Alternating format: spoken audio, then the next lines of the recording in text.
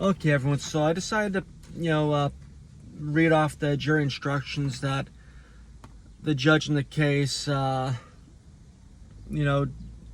issued. But the surprising thing is the court didn't hand this to me. The Assistant District Attorney Hobbs handed it to me, so supposedly Justice McKenna wrote this, but the court didn't give it to me. The Assistant District Attorney handed it to me on the day that the trial was supposed to take place, and claiming that he had just got it himself at that time. I'm not sure if I want to trust that because, Justice McKenna was Richie Neal's attorney, and Richie Neal I've alleged, is involved in the corruption. And Justice McKenna also was a city solicitor for Springfield, Massachusetts, and this is the Springfield Police Department, and was also a prosecutor in the district attorney's office. So yeah, I'm fucked. But this right here, I'm going to read it to you, but also I'm going to explain some things about how it's completely illegal and wrong. That the judge, if the judge did this, he did a huge disservice to myself. And basically cut off my legs more so than he did by everything else he did. Okay. Failure to surrender a firearm, a license to carry a firearm or firearm identification card or firearms. Failure to surrender a revoked or suspended license to carry a firearm or firearms identification card or a firearm, rifle, shotgun, or machine gun. And it says General Law, Chapter 269, subsection 10I. I. Failure to surrender a license to carry a firearm or firearm identification card or a firearm, rifle, shotgun, or machine gun after suspension or revocation of a license.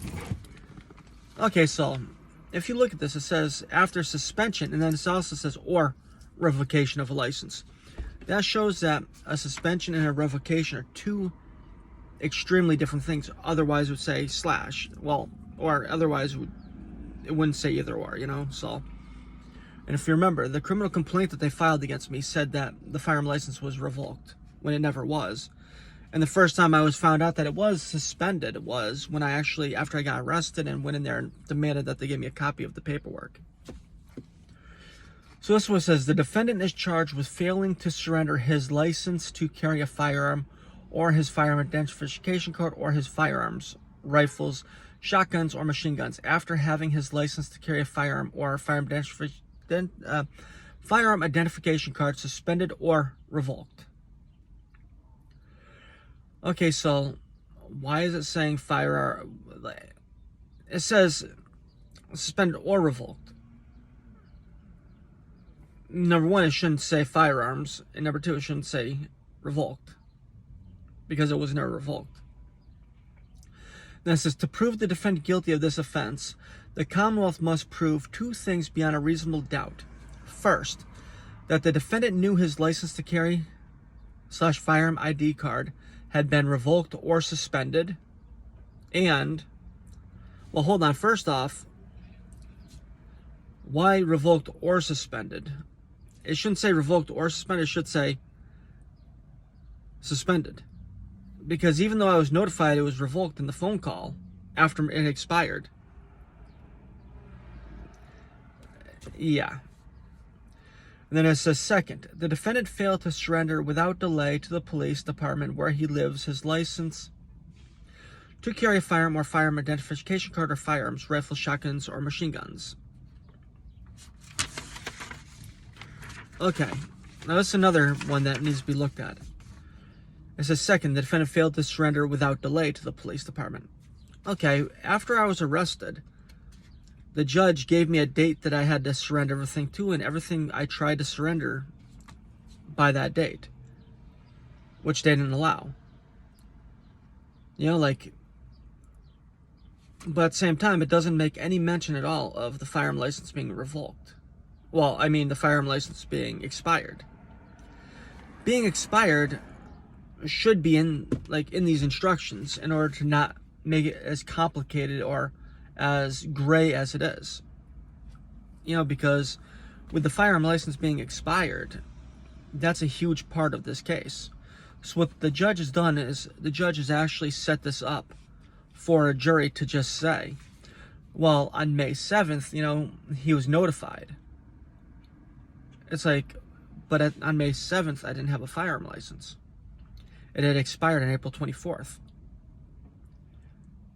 And then it's like, well, on May 7th, did he give the firearm license and firearms? Well, no, because the firearms were in Vermont and the firearm license was, expired. But you see how the judge is doing this? The judge is doing this to play games because he's Congressman Neal's former attorney, and I've tried running against Neal for Congress, and people know this, and people have been doing a lot of corruption because of this, as well as him being a former assistant city solicitor for Springfield, who this is involved in, and being a former prosecutor in the district attorney's office, being an assistant district attorney. Yeah. So page 2. Supplemental instructions. Proof of knowledge of suspension or revocation. The Commonwealth is required to prove beyond a reasonable doubt that the defendant knew his license to carry firearm ID card was suspended or revoked, either by having received a copy of the suspension/revocation notice or by having learned of it in some other way. Okay, I'm going to stop right here. Or learned of it in some other way. The law is clear about the way that this notice is served. The law is very clear. And there is case law that says that you are not allowed to expand upon what the law is. The law is to be taken as it is written. So if you look at this, him writing this in here is highly unethical and illegal and a violation of the Massachusetts general laws, even if he is a judge. And then it says, you should consider all the evidence and any reasonable inference you choose to draw from that evidence to determine the extent of the defendant's knowledge at the time when it is alleged his license to carry firearm ID card was suspended or revoked. Once again, it was revoked in early April. Well, it was suspended in early April, and they never notified me it was suspended until I was actually served with the paperwork. So they're making a black and white issue into a gray issue, a very gray issue, where,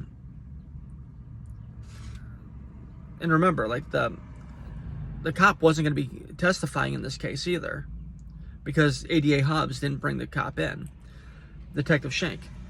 And also, the judge had filed a motion to preclude me from making any mention of the Palmer situation as well. So when you look at this, you're looking at a bunch of corruption. Well, if you want to learn more, jpdonnelly8.com, jpdonnelly8 YouTube. If you want to help support the cause, you could buy a book, Raw Emotion and Political Repression. You could order that, pay through PayPal, jpdonnelly8@aol.com. And if you have any other questions, reach out to me and ask away. I'm an open and shut book. I really have nothing to hide, and yeah, have a great day.